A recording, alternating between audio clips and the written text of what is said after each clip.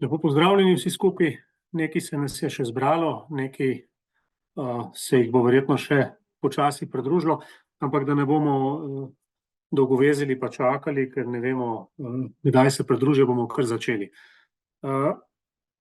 Kot rečeno, vas vse lepo pozdravljam na tem našem dogodku, ki ga imenujemo Portorož po Portorožu. Čeprav ga letos izvajamo samo v online izvedbi, lani smo naredili hibridno, pa se izkaže potem, da ni dosti udeležencev in je mogoče na ta način lažje, bom rekel, tudi se ne jemlje dosti časa.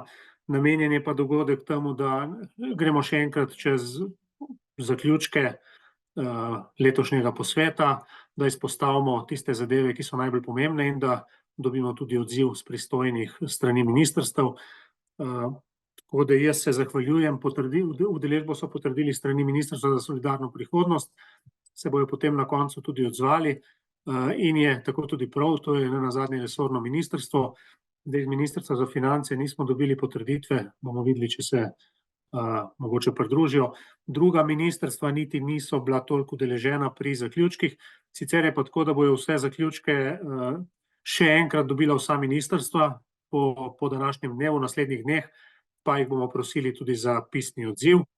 Tako da ne glede na to, kaj se danes tukaj pogovarjamo, bomo pričakovali še, bom rekel, pisni odziv oziroma nadaljnje aktivnosti. Zdaj, namen dogodka je tudi to, da, bom rekel, te zaključke gremo na hitro čez njih in da ta dogodek zdaj tudi posnamemo, tako da bo med vsemi gradivi.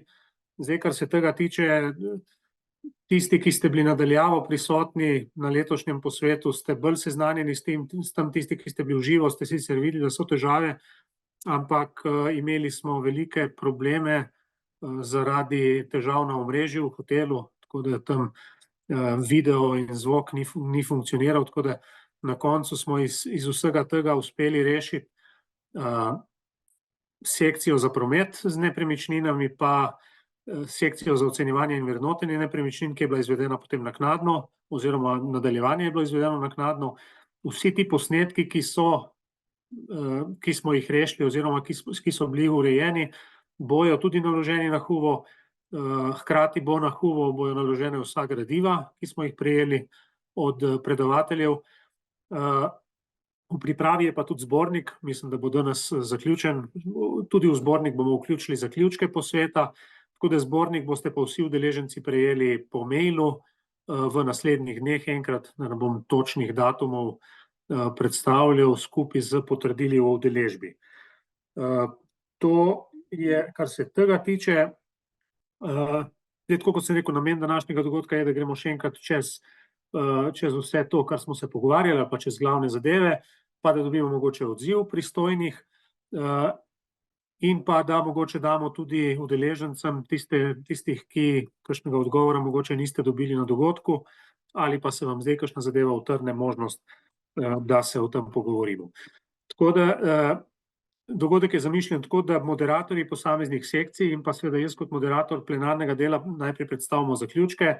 Za danes sta se mi opravičila moderatorja stanovanjske sekcije, gospod Peter Jan iz Novogoriškega stanovanjskega sklada, pa Violeta Štojs, ki je moderirala sekcijo za promet z nepremičninami, tako da zaključke v tem delu bom jaz na kratko preletel. Če je kdo od vas bil prisoten na sekciji, seveda lahko potem dopolni ali pa s kakšnim dodatnim vprašanjem izpostavi kakšno zadevo. Prisotna pa sta Anže Vrevc in Boštjan Boh, ki sta bila moderatorja sekcije za upravljanje oziroma sekcije za ocenjevanje. Tako da bom jaz po tem uvodnem mojem delu, ko bom predstavil zaključke plenarnega dela, bom dal besedo njima, da se lahko tudi ona dva na kratko gresta čez tiste stvari, ki so na posamezni sekciji jih predstavili. Jaz bom pa zdaj z vami delil, tako da bo tudi to na ekranu videti, končne zaključke. Teh niste še dobili. Če ima kdo kakšnokoli vprašanje, lahko dvigne roko vmes, lahko me zmoti, sicer ste zdaj vsi mutani načeloma, ampak vas bomo potem vklopili, če boste želeli kaj vprašati. Drugače bom pa jaz zdaj šel čez, pa bom se počasi pomikal po teh zaključkih. Kot rečeno, bom šel jaz čez plenarni del. Prvo ali pa tudi osrednje omizje letošnjega posveta, plenarnega dela letošnjega posveta je bilo namenjeno vprašanju, kako aktivirati prazna stanovanja in pa kako omejiti nestanovanjsko rabo stanovanj.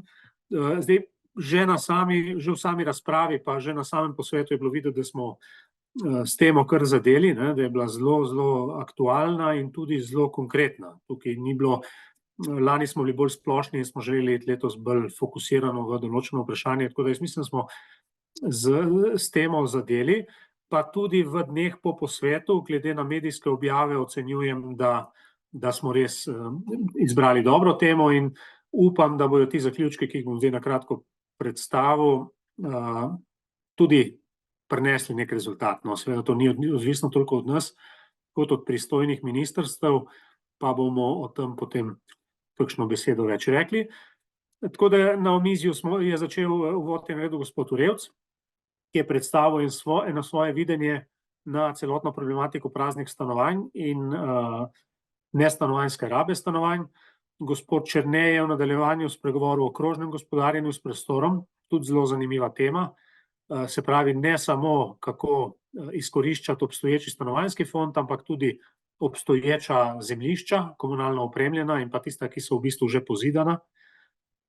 Mislim, da bo tudi ta tema, ta prispevek je tudi v zborniku, tako da po mojem bo to vprašanje še zelo zanimivo za naprej. Gospod Gorenčič z Republiškega stanovanjskega sklada je spregovoril malo bolj podrobno o rezultatih poskusa aktivacije praznih stanovanj z javno najemno službo. Tudi tukaj smo v enem delu spregovorili o tem, kako naprej.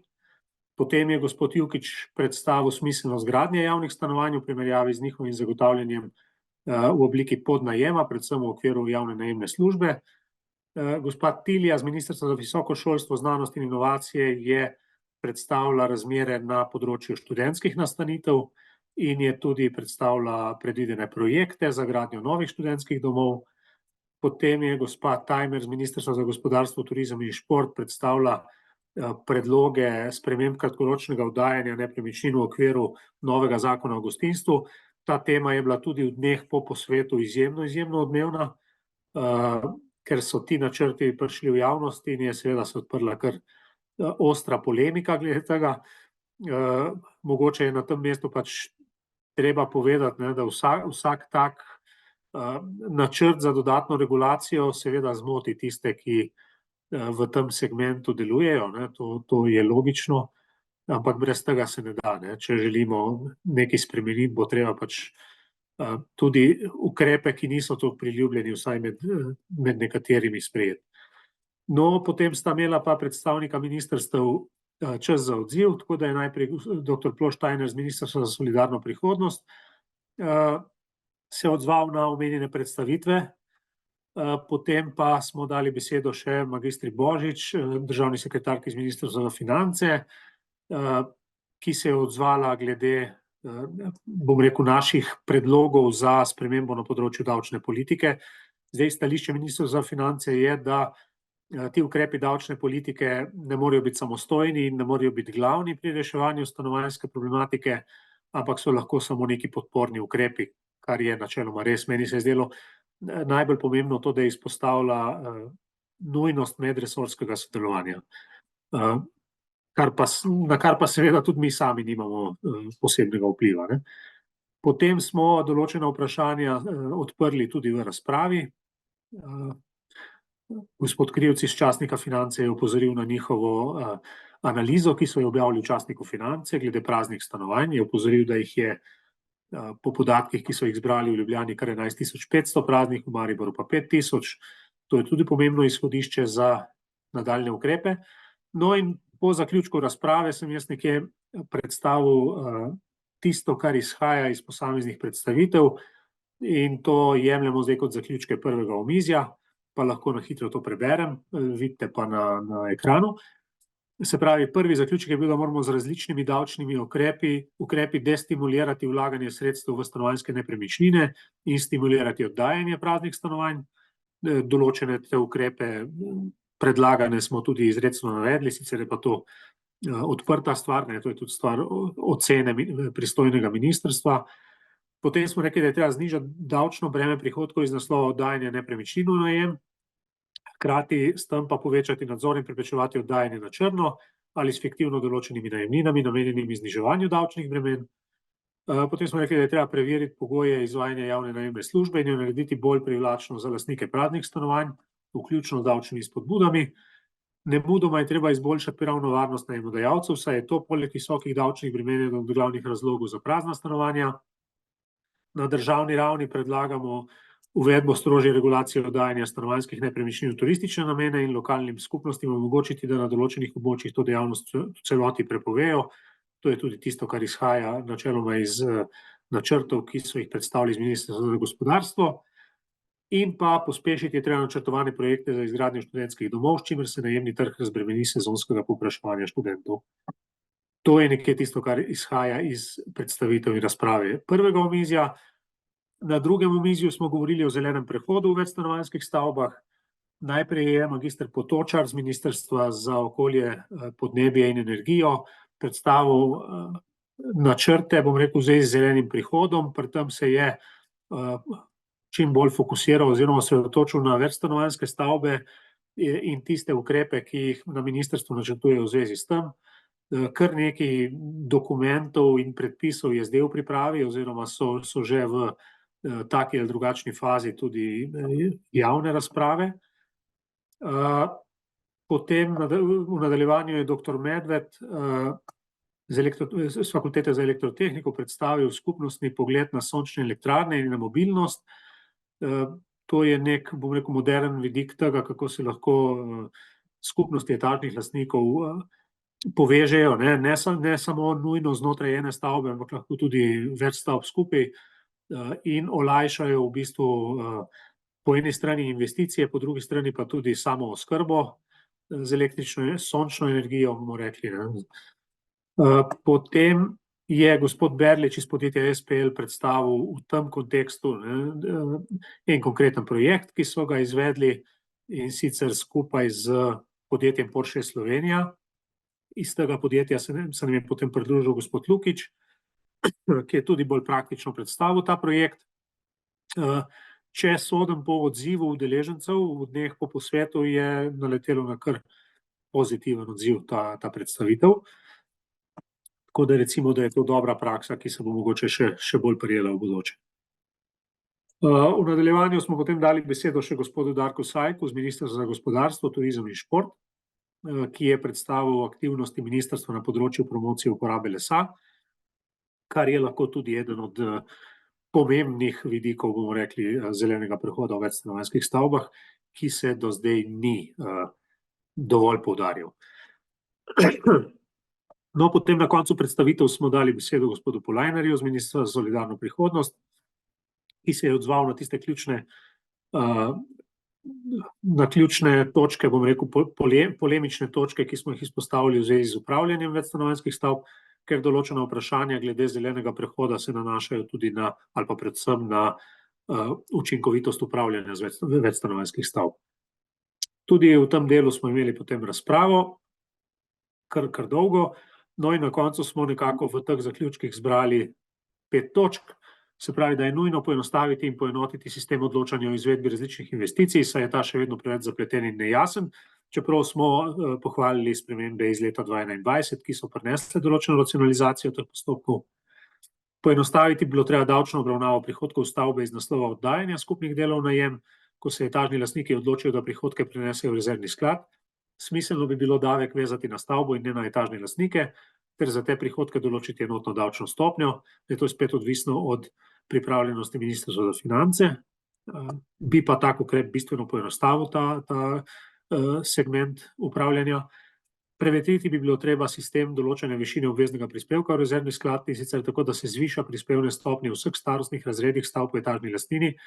V razpravi smo med drugim ugotovili, da zdaj pač nova resničnost prihaja pri večstanovanjskih stavbah, kjer zdaj naš pogled glede, bomo rekli, standardne opreme večstanovanjske stavbe se spreminja. Z zelenim prehodom bojo stavbe bistveno bolj kompleksne, tudi, bom rekel, potrebe po njihovem vzdrževanju bojo narasle, tako da je treba tudi z tega vidika razmisliti o povečanju prispevnih stopenj v rezervni sklad.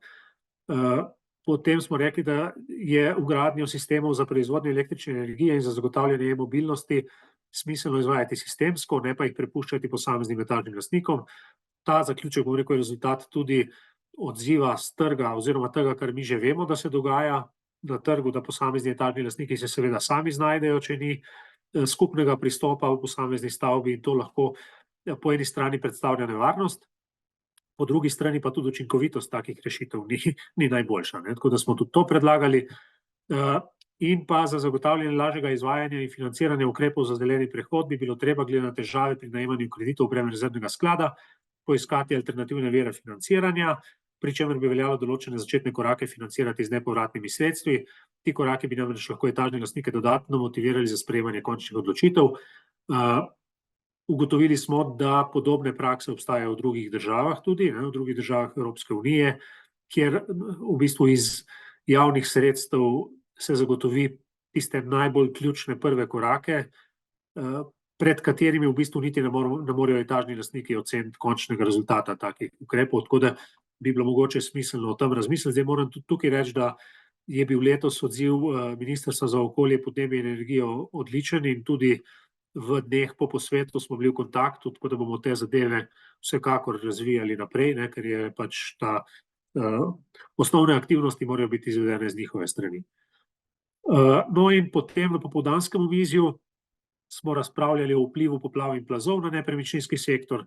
Tudi ta tema je bila zelo zanimiva, čeprav smo tukaj dosti prazen list papirja dobili pred sebe, smo razpravljali o tem, kaj bi bilo treba narediti. Najprej je dr. Banovec predstavil pogled hidrologa, bom rekel, na poplavno varnost v državi in na tiste stvari, ki so jih te poplave, pa tudi plazovi razgalili pri našem prostorskem načrtovanju, predvsem pa tudi spopadanju s temi tveganji. Potem je dr. Prebilič predstavil ključne izzive, s katerimi se soočajo lokalne skupnosti, ne samo v primeru poplav in plazov, ampak tudi malo bolj široko, ker tam naravnim katastrofam smo zdaj priča že kar nekaj časa in so vedno bolj pogoste in verjetno tudi bojo. Potem je gospa Andreja Borštner predstavila ta problem z položaja oziroma z perspektive ocenjevalke vrednosti nepremičnin. Bila je precej prisotna na terenu pri ocenjevanju škode, tako da je bil tudi ta pogled zelo zanimiv.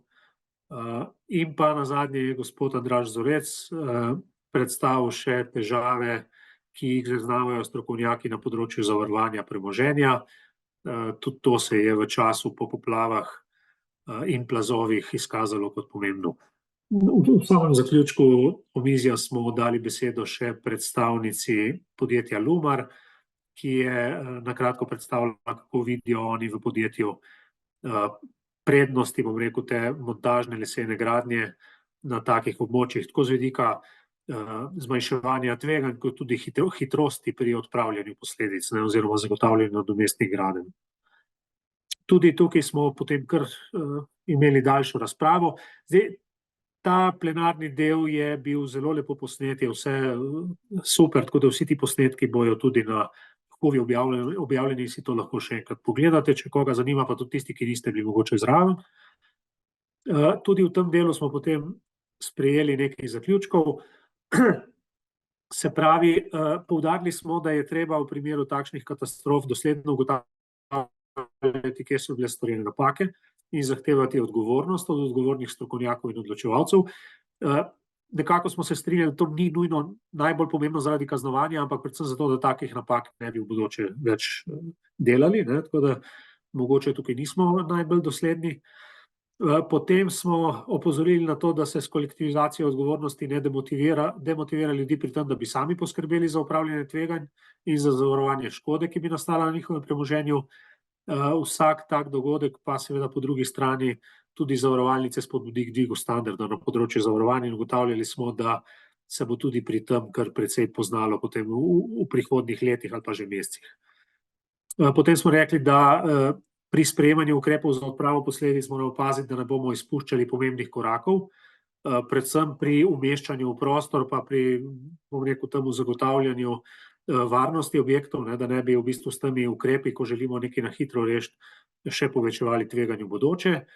In pa opozorili smo na to, da je treba organizacijsko in kadrovsko okrepiti institucije, ki so odgovorne za poplavno varnost, ker so te izrazito podhranjene, še posebej, če upoštevamo delež območja, ki je ogrožen v primeru podobnih pojavov. Ta očitek ali pa ta pomislek je kar pogosto izražen, ko se kaj takega zgodi, ampak pol hitro pozabimo na to, da je treba nekaj urediti. Tako da to sem zelo na hitro preletel, kot rečeno, so posnetki bojev gor, nismo še naložili, ampak so pripravljeni, tako da v naslednjih dneh in mesecih boste tudi še to lahko pogledali. Zdaj bi pa, tako kot sem rekel, šli k posameznim sekcijam, tako bomo najprej obdelali tiste sekcije, ki imamo predstavnike oziroma moderatorja zraven, pa bom jaz potem na hitro preletel ostali dve sekciji. Tako da najprej bi dal besedo gospodu Urevcu, ki je moderiral sekcijo za upravljanje nepremičnin, jaz bom pa sledil tej njegovi predstavitvi na ekranu. Hvala, lepo pozdravljeni, predvidevam, da se slišimo. Se. Torej, kot sem rekel, pozdravljeni še v mojem imenu. Letošnja sekcija za upravljanje nepremičnin je bila izrazito praktične narave, kar pomeni, da je bila v prvi vrsti namenjena operativcem, ki se z obravnavanimi tematikami srečujejo pri vsakdanjem delu. Vemo, da so upravniki v bistvu neke vrste multipraktiki in težko obvladajo do potankosti vsa področja, s katerimi se srečujejo. Zato je mogoče tem strokovnjakom, ki se pa samo s temi področji ukvarjajo, lažje, pa je mogoče kakšna stvar njim precej lažje razumljiva in zato fino, da se vsake toliko časa malo pogovorimo, pa da se izboljša tudi znanje in delo potem samih operativnih upravnikov. Začeli smo z zakonom o vzpostavitvi etažne lastnine v določenih stavbah in ugotavljanju pripadajočega zemljišča. Gostili smo gospo Barbaro Jan Bofon, včasih sodnico, danes odvetnico, torej je kar pravi naslov. Glavnino predavanja je usmerila v temo, se pravi v obravnavanje, kaj se od upravnika pričakuje v predmetnih postopkih, kakšno naj bi bilo sodelovanje z odvetnikom. Seveda smo dali tudi mi kakšen predlog, kaj pa upravnik pričakuje od odvetnikov, tako da bo sodelovanje boljše, teh postopkov je veliko, še kar nekaj stvari za narediti, tako da jih ne bo še tako hitro konec in bo verjetno ta tema še kdaj na takih posvetih.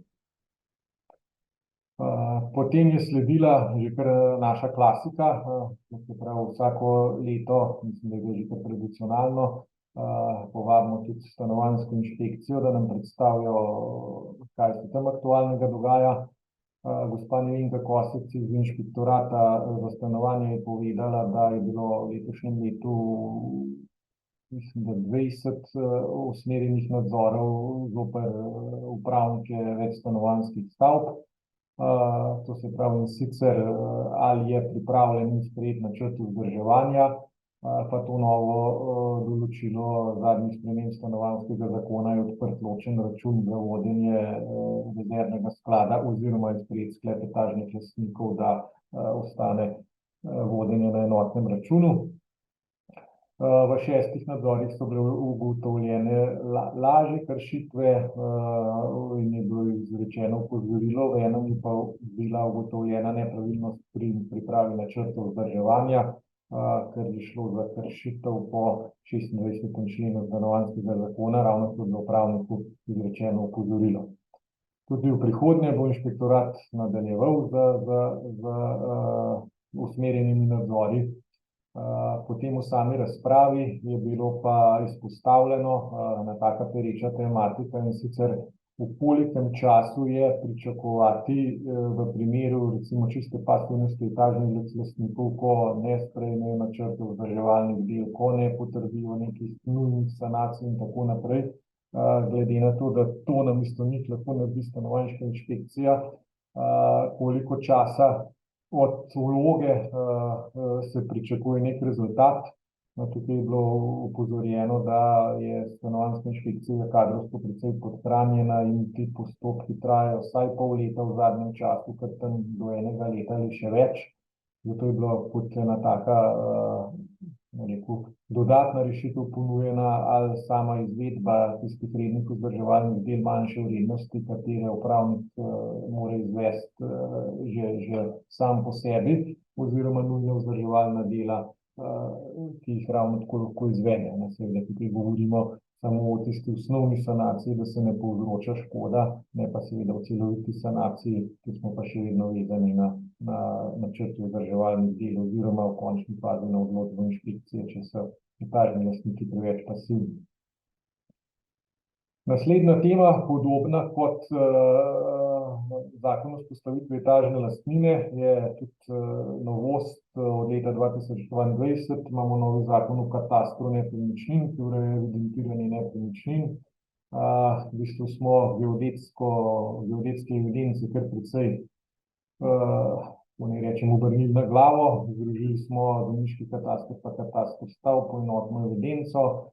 Geodetska uprava ima tudi nov informacijski sistem kataster, tako da geodeziji so stalnica spremembe, v zadnjih letih so bile pa sploh drastične, tako da smo v svoje vrste povabili gospo Marjano Vogrin, po mojem eno najbolj poslušanih geodetinj v Sloveniji, z ogromno praktičnimi izkušnjami. Njena velika prednost je, da zna te dokaj zapletene geodetske zadeve povedati na enostaven domač način, kar je za operativce na področju upravljanja nepremičnin zelo fajn tematika, oziroma zelo fajn. Tako da gospa je se kot prvo dotaknila samih identifikacijskih številk, kako so zadeve vpisane v katastru, kaj je to identifikacijska številka dela stavbe, kaj je številka stanovanja, kakšna je razlika. Potem se je dotaknila površin. Tukaj je veliko nejasnosti, to se pravi, katere površine vse so evidentirane v javnih evidencah in katere lahko upravnik uporabi. Potem nov kataster, nov zakon nam določa polnilnih tlorisov stavbe, ki imajo lahko za posledice kakšne stvarnopravne zahtevke, torej če nek kap ali obris, neko najširši obris same stavbe sega v tuje zemljišče. Potem za konec se je pa dotaknila še povezanih nepremičnin, kar je nov institut stvarnopravnega zakonika. Torej, potem smo nadaljevali končno z neko bolj računovodsko temo, to se pravi oddajanje premoženja v najem oziroma najemnine skupnih prostorov. Po mojem gre to za najbolj zapleteno delo v upravniškem življenju, sploh na tem knjigovodskem delu, ker je že kar nekaj časa za vse te stvari dolžen skrbeti upravnik. Prihaja do razlik, ker ta najemnina, pač zbrana najemnina za razna hišniška stanovanja, garaže, terase, strehe, v zadnjem času seveda zaradi sončnih sistemov, se pač razdeli po etažnih lastnikih. Zdaj, če se odvisno ali je ta etažni lastnik fizična oseba ali pravna oseba, ker če govorimo o fizični osebi, mora upravnik za njo odvesti dohodnino iz oddajanja premoženja v najem, medtem ko za pravno osebo najemnino zaračuna šele takrat, ko dobi od te pravne osebe račun. Poleg tega imamo še pravne osebe, ki recimo niso dolžne vplačevati v rezervni sklad, kot so občine, država, javni skladi. Skratka, v končni fazi, ne glede na to, da nam zakon po novem dopušča, da te prihodke nakazujemo v rezervni sklad, prihaja do neenake obravnave. Če v končni fazi potegnemo črto, potem na fizični osebi ostane precej manj kot na pravni osebi. In zdaj, kako to prenesti v rezervni sklad, da bo transparentno in fair. Ena od rešitev je, da pač tisti, ki imajo manko, da to dodatno vplačajo, oziroma da se razlika od tistim, ki imajo preveč, nakaže njim, ostalo pa v rezervni sklad. Seveda ravno tako je treba za te, kateri ni treba vplačevati v rezervni sklad, ta sredstva pa prenakazati v celoti. Skratka, polno enih dodatnih nepotrebnih zapletov, pri katerem se izgublja transparentnost. Zato je bilo v zaključku, pa tudi v sami razpravi potem predlagano, da se išče neke rešitve v smeri, ali se te dohodke iz naslova najemnin skupnih prostorov v celoti razbremeni davčnih obveznosti, pa bo potem za vse enako, ali pa da se posebej določi neko enotno davčno stopnjo ravno tako za vse lastnike. Kar pomeni, da bo tudi ostanek za vse enak. Kdaj to bo, težko rečemo, sigurno pa je predlog primeren za razpravo. Še zadnji dve temi. Gospa Nives Fortuna Šircelj iz Centra za poslovno usposabljanje je predstavila zdaj že kar po mojem dobro poznano izobraževanje za nacionalno poklicno kvalifikacijo operativni upravnik nepremičnin. Rezultati so dobri, odzivi so dobri. Upravniki pridobijo na znanju in na samozavesti, skratka, sigurno zelo priporočljivo izobraževanje, tako za tiste, ki se z upravljanjem ukvarjajo že daljši čas, sploh pa po mojem kar obvezno za tiste, ki na novo vstopajo v to dejavnost. Zaključno predavanje je bilo moje, načini pridobivanja upravnih dovoljenj za obstoječe stavbe z več deli. Tukaj sem se osredotočil seveda na te stavbe starejše, rekel iz časa masovne stanovanjske gradnje, ki smo ga poznali v bivši državi. Namreč težnja po pridobivanju teh dovoljenj je kar velika, seveda razlog je v prometu z nepremičninami, ko se neko stanovanje proda in če kupec za to najema posojilo, ki je zavarovano s hipoteko, banke zahtevajo predložitev teh dovoljenj. Velikokrat se to konča potem pri upravniku, da jim to dovoljenje poišče ali pa ga pridobi, kakor ga pač ve in zna. In vse več je teženj, to se pravi, če teh dovoljenj ni možno dobiti, da se poslužujemo enega od postopkov legalizacije. In s tem se jaz sicer v osnovi ne morem strinjati, namreč prepričan sem, da je velika večina teh večjih stanovanjskih kolosov grajenih skladno s čisto vsemi predpisi in dovoljenji.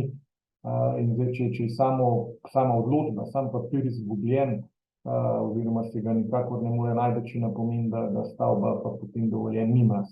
Če, ne vem, izgubite vozniško dovoljenje, še ne pomeni, da ste brez izpita. Skratka, zato je treba napeti vse sile, da se ta dovoljenja poiščejo. Zelo dober vid so tisti upravniki z daljšim stažem, pa ne mislim upravniki fizične osebe, ampak podjetja, ki so pač sodelovala pri tej gradnji. Potem arhivi upravnih enot, pa imamo kar nekaj zgodovinskih arhivov, ki marsikaj najdejo, tako da sigurno se je treba poslužiti teh stvari. V okviru združenja družb za nepremičninsko posredovanje deluje posebna aplikacija oziroma posebna zbirka gradbenih in uporabnih dovoljenj, tako da tudi tam tudi ta se bogati in več uporabnikov bo, bolj bogata bo. Seveda pri tem iskanju, sploh v zgodovinskih arhivih, je treba biti malo bolj, kako naj rečem, ni dovolj samo, da povemo naslov stavbe, ampak je treba vseeno povedati, kdaj je bila stavba zgrajena, kdo jo je gradil, pa še kakšno parcelno številko iz tistega obdobja. Torej, če le ne gre, mislim, če res ne obstaja nič, če res ni možno dobiti nič, je po mojem mnenju treba uporabiti najprej zdravo pamet in neko legalnost utemeljiti ali s kakšnimi dozdalnimi načrti ali s samim izgledom soseske in podobno. Če se pa vseeno etažnostniki odločijo, da se bodo poslužili enega od postopkov legalizacije, so bili pa ti potem v mojem predavanju predstavljeni.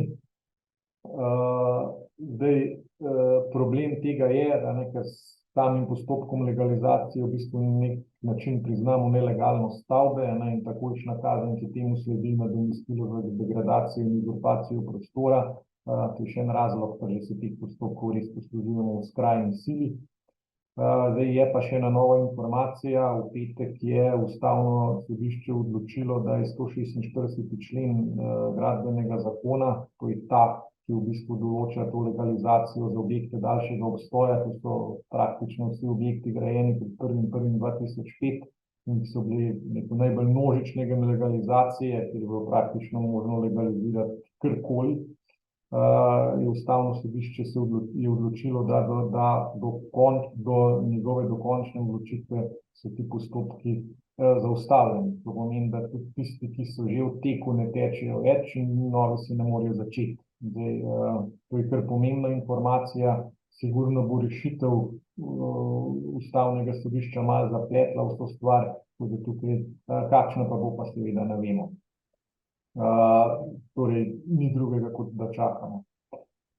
To se pravi, zaključek je bil pa nekako ta, glede na vse povedano, vseeno dajemo širšo razpravo oziroma v debato, pa v končni fazi mogoče tudi odločitev, da je vsaj tem več, kot sem že prej omenil, tem več stanovanjskim kolosom iz bivšega sistema, kjer gre za popolnoma jasno, ne vem, če je v neki soseski 10 stavb, pa jih ima 8 še vedno istega upravnika in so pač v arhivih bila najdena vsa dovoljenja, ne vem, 200 pa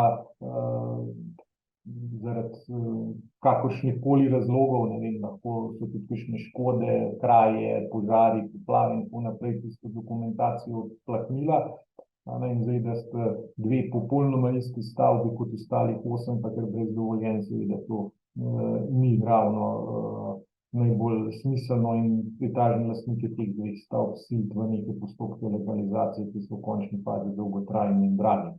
Tako da velja razmisliti o neki rešitvi, ki bi takim stavbam že kar avtomatsko priznala legalnost. Mislim, da je to. Z moje strani vse, če je kakšno vprašanje, seveda dobrodošli. Mislim pa, da sem tako podrobno predstavil, da če vas ni bilo v Portorožu, ste marsikaj izvedeli. Hvala. Hvala, Anže. Ja, in kot rečeno, tudi vse gradivo bo naloženo na Huvi, tako da gremo kar naprej.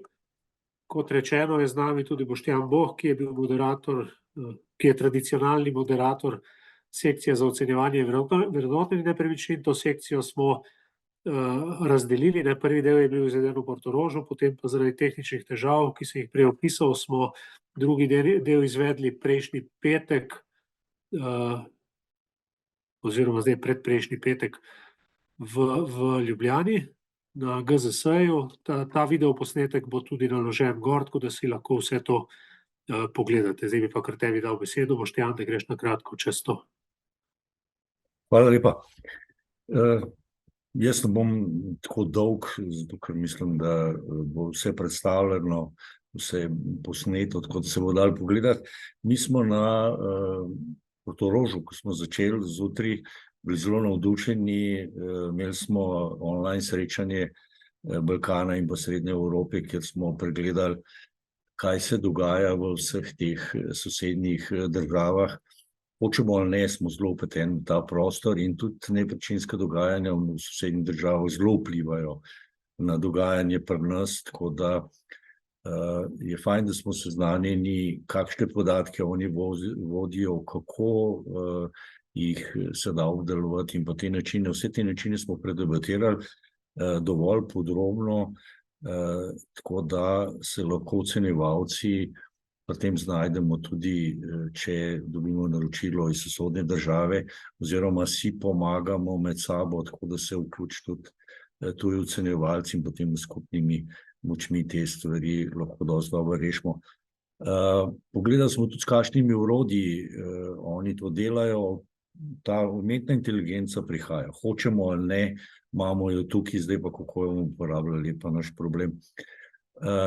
Ko smo zaključili s to sekcijo, ki je bila online, ki so nam vse povezave dol padle, smo nekako tudi ocenili, da naprej ne moramo delati, ker je bilo večino naših poslušalcev preko spleta, tako da ni bilo nobenega smisla, da nadaljujemo in smo sekcijo prekinili, potem pa v Ljubljani nadaljevali. V Ljubljani smo potem začeli z razglasitvijo v javno korist, kjer smo predvsem se dotaknili tega, kako mora biti razglasitev v javno korist, skrbeti za enakost in pa pravičnost. Vsi na nekem območju morajo dobiti približno enake odškodnino za enako stvar in mora biti toliko pravično, da ne naredimo, nekih bistvenih razlik, v katerih bi pač vse vemo, kako pol pride do gostilniških debat ali pa pred cerkvijo, in če te stvari niso transparentne pa dovolj argumentirane, lahko pride kar do velikih problemov. Tukaj smo se pol tudi dotaknili tega, ali je napredni modeli so primerni za podporo temu ali ne, ali je preveč osebne note v teh ocenah, da ne bi, zdaj mnenja imamo tukaj različna. Koliko nam kakšen sistem lahko pomaga, pa kaj, tukaj se verjetno stroka še nekaj časa ne bo poenotila, vsak bo uporabljal to, kar bo znal in kar mu bo na razpolago. V nadaljevanju smo si pogledali na napredne statistične modele.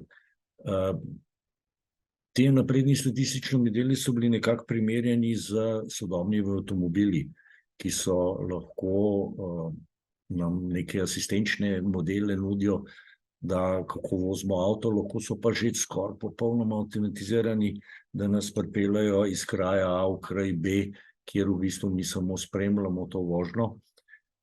In podobno se dogaja, zato smo to primerjavo nekje paralelno probali gledati pri ocenjevanju. Imamo modele, ki nas že skoraj čist pripeljejo do celja, pa ugotavljamo, da še te rešitve jih je treba kar dobro kontrolirati, če hočeš priti do primernega rezultata, lahko pa večkrat več iteracij delaš z različnih zornih kotov pogledaš. In tukaj je, mislim, da je ta prednost uporabe naprednejših modelov, sploh z umetno inteligenco, kjer so postopki zelo hitri. Pogledali smo tudi napredne statistične modele pri ocenjevanju vrednosti za stanovanjske kredite, kjer zakonodaja izredno napredno gleda na te stvari in bo potrebno multidisciplinarnost v bistvu uvaja, jer ne bojo samo ocenjevalci tisti, ki bojo te ocene delali, ampak bojo te modele delovali tudi drugi z različnimi orodji, kar je primer v Evropi. Ocenjevalci bomo pa še vedno imeli tiste posamične oglede, pa tiste. Zakaj tem je pomembno to? Zaradi tega, ker vedno moramo pri vsaki oceni gledati na kvaliteto, hitrost pa učinkovitost. To se je pokazalo in pri takrat, ko smo imeli na slabo banko prenašali, kako nismo bili v hitrem času sposobni narediti neke spodobne ocene tistega, kar se prenaša. Pri poplavah se je pokazalo in pri teh izrednih dogodkih, kjer je treba hitro odreagirati, tukaj so te napredni statistični modeli še kako primerni in potrebni. Uporaba umetne inteligence je v vseh teh fazah, zdaj, ki sem govoril o njih, zelo prisotna. In zdaj razpravljati o tem, ali jo bomo uporabljali ali ne, je tako, kot približno, ko smo pred leti se vpraševali, logometrično računalo ali rehenštilec, bomo rekli po domače, ali pa kalkulator. Eni so rekli, da ne moramo iti na kalkulator, ker lahko baterije crknejo, ampak na koncu vemo, kaj je prevladalo, pa kje smo danes. Tako da jaz mislim tudi z umetno inteligenco bo ena zelo podobna zgodba. To je bilo na kratko predstavljeno naše omizje, ki je bilo, kot rečeno, deljeno v Portorož in pa Ljubljana. Vse posnetke si boste pa lahko gledali. Hvala lepa. Najlepša hvala, Boštjan. Če bo kdo imel kakšno vprašanje, bo lahko tudi vprašal. Zdaj bi pa jaz zelo na hitro preletel še ostali dve sekciji. Za stanovanjsko sekcijo je bil moderator Peter Jan, sem že rekel, pa se je opravičil, ker je zbolel. Tako da jaz bom sam preletel, ker nisem bil prisoten, samo to, kar izhaja iz zaključkov. Mogoče mi lahko pomaga, se vključi potem kdo, ki je bil prisoten. Videl sem, da je gospa Španiger prisotna, če bo treba kaj bolj pojasniti ali pa povedati. Sicer bojo pa verjetno v tem delu potem malo komentirali tudi predstavniki Ministrstva za solidarno prihodnost. Prvo omizje, bom rekel, osrednje na sekciji je bilo namreč namenjeno predlogom za spremembo stanovanjskega zakona, če tako rečemo, pa izhodiščem za novi nacionalni stanovanjski program. Razprava se je začela, oziroma omizje se je začelo s predstavitvijo izhodišč, ki smo jih v ta namen pripravili na zbornici oziroma na Združenju stanovanjskih skladov. Predstavil jih je Primož Bervar, direktor Nepremičnin Celje. Potem so strani Ministrstva za solidarno prihodnost predstavili svoje odzive tudi, tako da so prišli potem tudi v razpravi do določenih ugotovitev. Zdaj, kolikor izhaja iz zaključkov in tudi kolikor je bilo meni pojasnjeno, je kar pretežno strinjanje glede tega, v katero smer mora stanovanjska politika v bodoče iti in v katero smer morajo tudi spremembe stanovanjskega zakona. Tako da, kot rečeno, bojo lahko o tem več povedali predstavniki ministrstva. Zdaj, tisti naši predlogi, ki smo jih v okviru Združenja stanovanjskih skladov izpostavili, grejo nekako tako, če jih sam po skupinah, se pravi, usmerjeni so v večanje varnosti najemnih razmerij, v novo najemninsko politiko, se pravi, prehod na stroškovno najemnino, zelo na kratko, to je tisto, kar je že sedaj veljavni nacionalni stanovanjski program govoril. Potem si zelo želijo akterji poenostavitev postopkov dodeljevanja stanovanj, ki so še vedno pogosto zbirokratizirani. V tem delu recimo je velik problem tudi z dostopom do osebnih podatkov za upravičence oziroma za prosilce. Potem je zelo pomemben segment so dejanske potrebe, se pravi, vzpostaviti je treba neke evidence, da bomo lažje načrtovali tudi potrebe. Zagotovitev namenskih finančnih virov, to na združenju ponavljamo že kar nekaj časa, da brez tega se učinkovite stanovanjske politike ne da voditi. Pa posebej je bilo omenjeno stanovanjsko zadružništvo kot ena od rešitev, ki bi lahko prispevala k izpolnjevanju teh ciljev. Kot rečeno, sta potem dr. Ploštajner in gospa Živa Matjašič predstavila stališča ministrstva, tako da se bojo potem tudi odzvali na to. V razpravi so bile pa še določene druge zadeve izpostavljene, ne bomo šli zdaj v podrobnosti. Kot rečeno, če bo kaj pomembnega zdaj že za omeniti na tem dogodku, naj se pač oglasi kdo, ki je bil prisoten, pa lahko malo bolj podrobno se spusti v to. Potem nam je dr. Maja Simoneti iz Inštituta za politike prostora predstavila izzive pri projektiranju večstanovanjskih stavb v urbanih središčih. To je bila tema, ki je bila pripravljena na podlagi želja članov Združenja stanovanjskih skladov, predvsem v urbanih središčih se namreč vedno bolj pojavljajo dileme, kako umeščati take objekte v prostor. Na eni strani si želimo zasledovati neke trajnostne rešitve, zelene površine, sonaravne rešitve in podobno, po drugi strani smo pa ujetniki nekih prostorskih pogojev, ki mogoče izvirajo iz preteklosti, ampak se pri nas prepočasi prilagajajo resničnosti in se je pač tukaj je treba neko ravnotežje loviti. Tako da je bila to zelo zanimiva predstavitev z nekimi praktičnimi primeri tudi.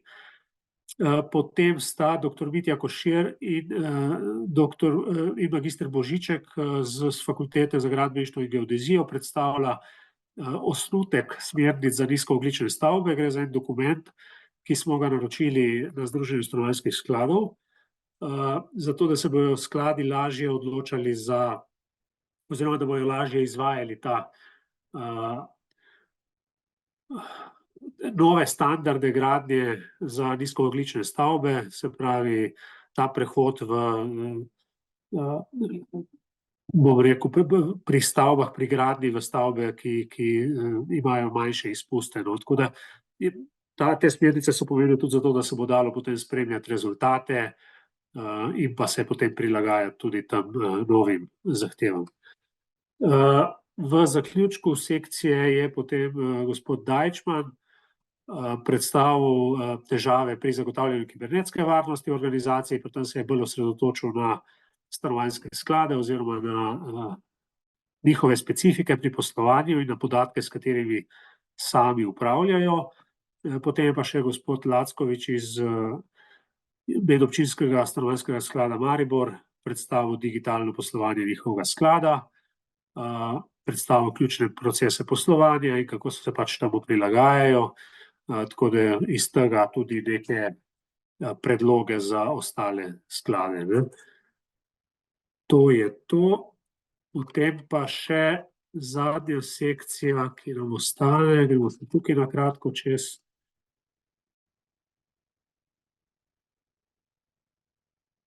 To je pa sekcija za promet z nepremičninami.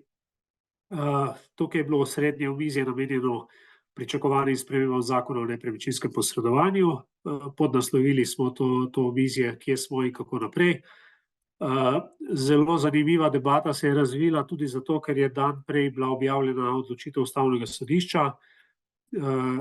Tista, bom rekel, ki sledi naši pobudi oziroma pobudi 66 nepremičninskih družb iz leta 2019. Tako da že brez te smo tam izpostavili, že brez te odločitve smo na omizju izpostavili določene spremembe, ki bi bile potrebne v zakonu o nepremičninskem posredovanju. Bo pa ta odločitev verjetno kar pomembno vplivala na to, kar pričakujemo, da se bo zgodilo, se pravi na bodoče spremembe. Je pa mogoče zdaj še malo preuranjeno reči, ali bodo na ministrstvu pohiteli zdaj s temi spremembami, ali bo pač dlje časa veljalo stanje, kot ga je prinesla ta odločitev. Se pravi, najprej je gospod Miha Štepec podal en svoj pogled iz prakse na zakon o nepremičninskem posredovanju in izpostavil tiste ključne pomanjkljivosti, ki bi jih bilo treba odpraviti. Potem sem jaz predstavil kratek primerjalno-pravni pregled zakonodaj z področja nepremičninskega posredovanja. Primerjal sem zakonodaje Slovenije z 5 drugimi državami Evropske unije in malo bolj podrobno se spustil v 6 sklopov ali pa 6 tematik. Malo bolj sem analiziral pogoje za opravljanje dejavnosti v teh državah, položaj in naloge nepremičninskega posrednika, obveznost za plačilo za posredovanje, višino plačila za posredovanje in pa ekskluzivno posredovanje in na koncu še vprašanje trajanja pogodbe o posredovanju. Zdaj, moj zaključek je bil, da je naša zakonodaja najbolj restriktivna pri večini teh vprašanj, ne čisto pri vseh, definitivno pa na področju omejevanja višine plačila za posredovanje. Druge države takih rešitev nimajo, pa močno sem izpostavil tudi potrebo po regulaciji ekskluzivnega posredovanja, ki praktično pri nas de facto ne obstaja. Sicer ta pogodba ekskluzivna ni prepovedana, ni pa tudi v praksi uporabna, zato ker je večji del zakona o nepremičninskem posredovanju kogentne narave in se teh rešitev v bistvu niti ne da izključiti. Potem se je na te naše predstavitve odzvala gospa Emeršič z Ministrstva za solidarno prihodnost, ki je predstavila na kratko njihove načrte. Seveda pa je povedala, da ker je bila ta odločitev Ustavnega sodišča čisto sveža, da jo bo treba najprej analizirati, preden se bo ugotovilo, na kakšen način ji pač slediti.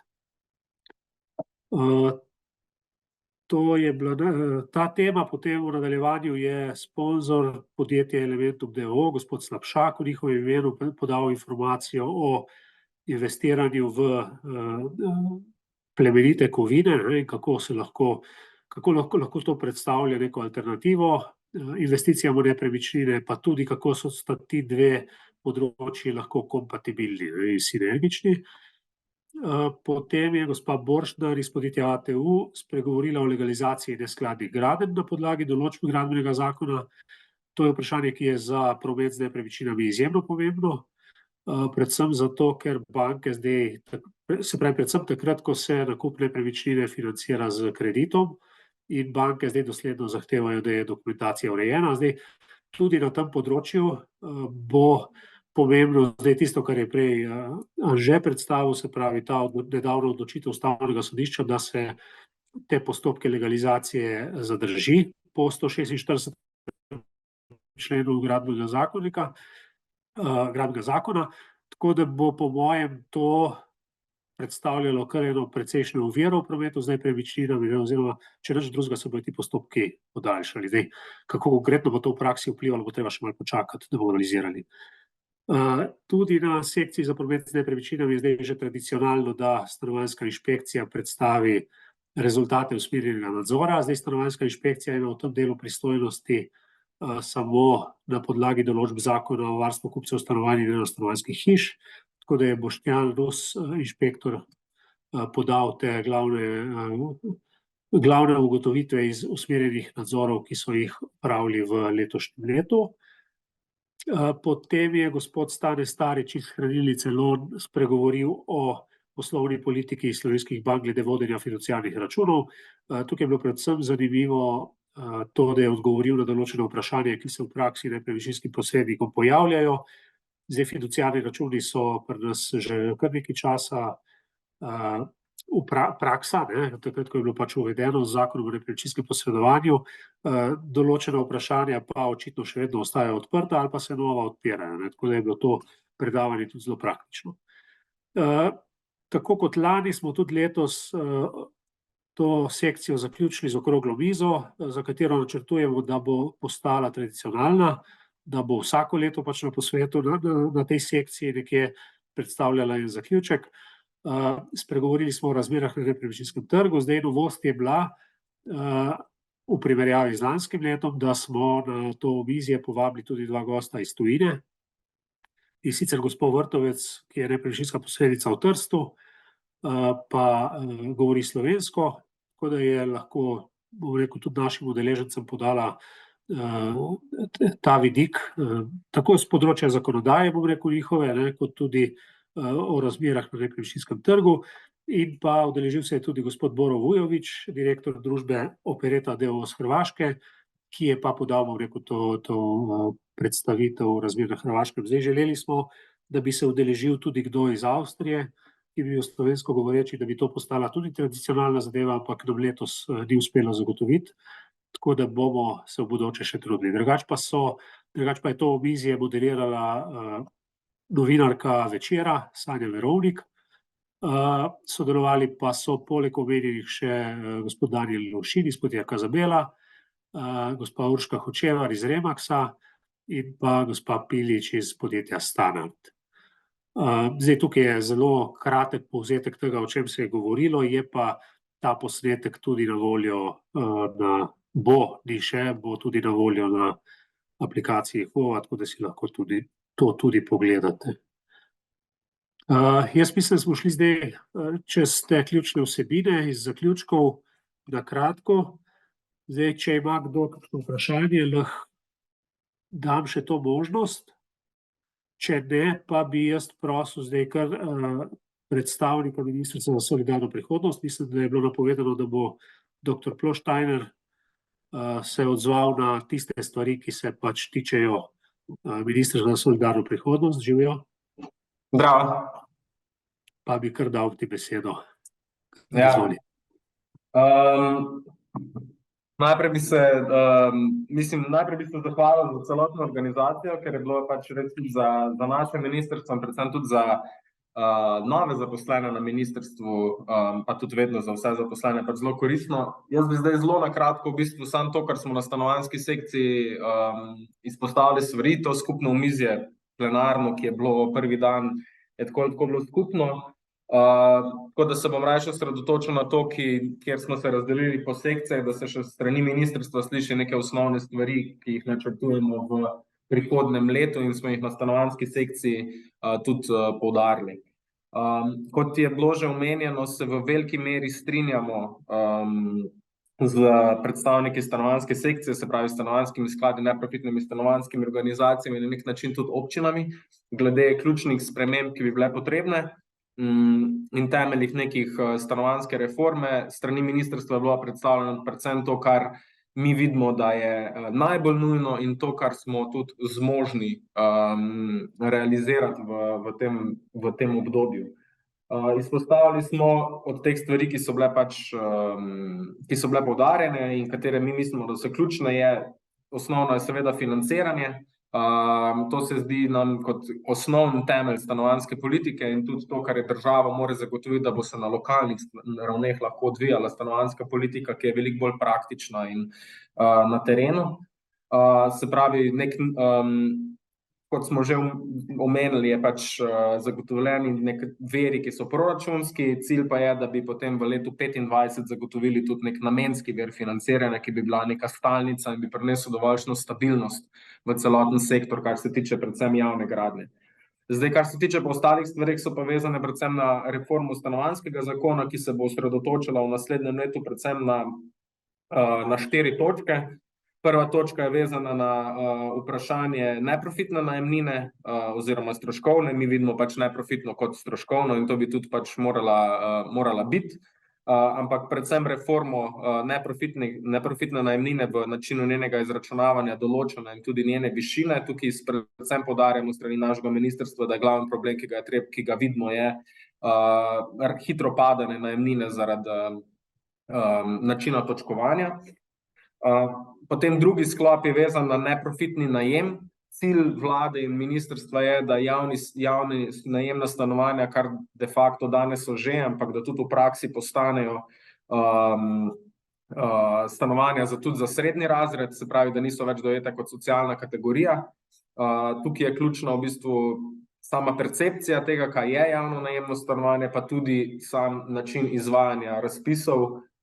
In tukaj pač pripravljamo neke prevetritve, kar se tiče prednostnih kategorij, predvsem samega izvajanja razpisov. Veliko dela pa lahko tukaj upravljajo tudi že zdaj stanovanjski skladi sami prek izvajanja razpisov A in B list ter tako naprej. Tretja tema, ki se je mislimo dotakniti v stanovanjskem zakonu, je zasebni najemni trg, se pravi tržni najem. Tukaj sta dve ključni točki. Prva je ta, da je pač zasebni najem postane bolj transparenten, pregleden in tudi, da kot država in kot pač tudi vsi, ki se ukvarjamo s stanovanjskim ali pa nepremičninskim področjem, sploh vemo, kaj se dogaja na tem področju. In druga je, da zagotovimo večjo varnost tako za najemnike kot za najemodajalce. Večjo varnost mi vidimo njen temelje predvsem v dolgoročnosti razmerij med obema strankama. Se pravi, na nek način spodbujanje in uvajanje dolgoročnejših najemnih pogodb in premik iz tega zelo prekernega položaja za obe stranki. In četrta točka je vezana na vprašanje denacionalizacije. Vemo, da je bila pač Ustavno sodišče presodilo določene člene in je treba to področje zdaj na nek način tudi urediti. Tako da to so na nek način 4 temelji, ki se jih v naslednjem letu mislimo lotevati v okviru stanovanjskega zakona, poleg tega, kar sem ga že v začetku omenil, ki je vezano na financiranje, in mislimo, da se v veliki meri dotika tega, kar je bilo pač izpostavljeno strani stanovanjskih organizacij, zagotovo ne vsega, je pa to prvi korak z namenom, da v bistvu se premaknemo v neko smer krepitve tega javnega najemnega sektorja. Toliko mogoče v bistvu na kratko z strani ministrstva, da predstavimo tukaj še v tem nekem malo širšem krogu načrta, ki jih imamo predvsem za naslednje leto in potem tudi za leto 2025, ki bo osredotočeno predvsem na te namenske vire financiranja. Najlepša hvala. Mogoče bi jaz sam še povedal tisto, kar sem prej omenil med vrsticami. Meni se je zdelo najbolj pomembno pri tistem osrednjem omizju na plenarnem delu to, kar je tudi državna sekretarka z Ministrstva za finance poudarila, se pravi medresorsko sodelovanje za iskanje teh rešitev. To je v bistvu vezano na to, kar opozarjamo že nekaj časa, na Svet za stanovanjsko politiko in na njegovo delovanje. In mislim, da so lahko ti zaključki, ki smo jih na tistem omizju sprejeli oziroma izpostavili, dobro izhodišče za razpravo o tem. Tako da jaz bi še enkrat pozval, da se ta Svet za stanovanjsko politiko čim prej aktivira. Zdaj vzpostavljen je, ampak kolikor vem, ni še začel delovati. Tako da bi tam bil prostor za to, kar je tudi državna sekretarka na MF-ju rekla, in tam se bo potem pokazalo, če smo vsi skupaj v bistvu usmerjeni v te iste cilje. Ker jaz mislim, ukrepi več ali manj so znani, zdaj se je treba samo odločiti, ali smo za to, da se jih sprejme ali ne. Pa mogoče, ne vem, so tudi kakšne alternative na voljo, saj nismo vsega povedali. Tako da toliko o tem. Bi imel kdo kakšno vprašanje v zvezi s tem? Čez ključne vsebine smo šli, lahko pa še na kakšno vprašanje odgovorimo, zdaj, ko smo tukaj.